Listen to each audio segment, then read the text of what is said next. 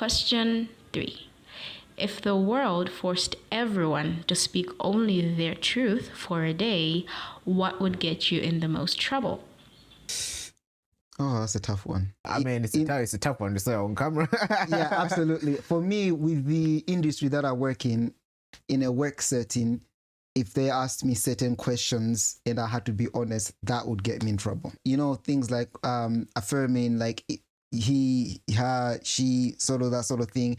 If I had to say my truth in regards to that, that's an instant disciplinary, that is. Then where it it's just all become about a bit personal soft, yeah. centered, and you imagine, like, yeah, I think for me that would get me in the most trouble. I think for me, and I'm not saying this.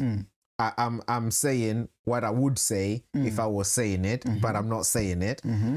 I think for me, it's probably that as a net outcome, I think women entering the workforce has been a net negative on themselves and on society.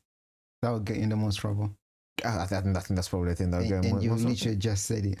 No, I didn't say it. I said that's what I would say if I was saying it, but And I didn't say it. You said that by saying it. No, I didn't say it. You can't prove that I said it. Only it's on camera. No. I said that's what I would say if I was saying it. Over 75% of women experience stress and depression at work. Now you're digging a hole. And they say a lot of them are actually too afraid to admit it. So if the official stats are over 75 and they say a lot of them can't admit it, and don't misunderstand me. I'm not saying that they shouldn't be in the workplace.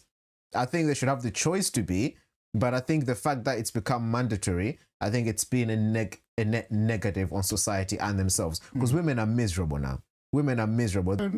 Honestly. And also, one thing I've been saying recently is how there's no community especially in England anymore. There's no lack of like a community sense. And recently I realized that's because the people who created the community are all busy being stressed at work. Absolutely. Because the beautiful thing about women, they have this ability, you know how they say a house is just a house until it has a woman, and then it becomes a home. Then it becomes a home. They have an ability to create a space, and then they invite children and men into that space. And that's like communities. So the women formed the communities. Absolutely. And the children and the men benefited from Absolutely. that. But the women are the ones that were forming it, maintaining it. Even now, women are much better at maintaining relationships than men, because for them it's inbuilt. It's natural to them.